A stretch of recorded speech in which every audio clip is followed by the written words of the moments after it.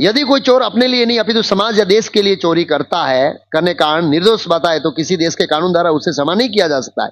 सामान्य लोगों को इसका ज्ञान नहीं रहता है कि जीव का स्वार्थ तभी पूर्ण होता है जब वो स्वार्थ भगवान से मिलता है। हमारा स्वार्थ भगवान के स्वार्थ में मैचिंग होना चाहिए। नहीं स्वार्थ गति विष्णु दुराशया बहिर्अर्थमानी न।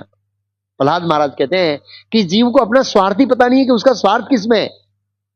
बहिर्अर्थ मानी न, बहिर्अर्थ को स्वार्थ मानने, बहिर्मन जो शरीर और शरीर के संबंधित जो अर्थ है उनको स्वार्थ मानने, और स्वार्थ जो आत्मा है न ही स्वार्थ गति विष्णु, रियल स्वार्थ तो हमारा विष्णु के अंदर निहित है, उसको तो मानते ही नहीं है, उसके ऊपर तो फोकस ही नहीं है, उसके लिए तो प्रयास ही नहीं है, उसके लिए तो विचार ही नहीं है हमारे पास कि हमारा निहित स्वार्थ तो विष्णु के लिए। वहां कहां विचार है हमारे जीवन में, कहां प्लानिंग है हमारे जीवन में विष्णु के लिए?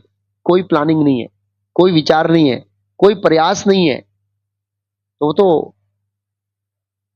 बहिर्अर्थ। तो जब हम अपने गुणों का, प्रभुपाद जी ने क्यों लिखा है यहां पर कि कष्टों के कारण बनेंगे? अगर हम अंदर सद्गुण हैं बहुत सारे, अगर हम उनको भगवान की सेवा में नहीं लगाते तो स्वाभाविक हम किसकी सेवा में लगाएंगे? अपने लिए।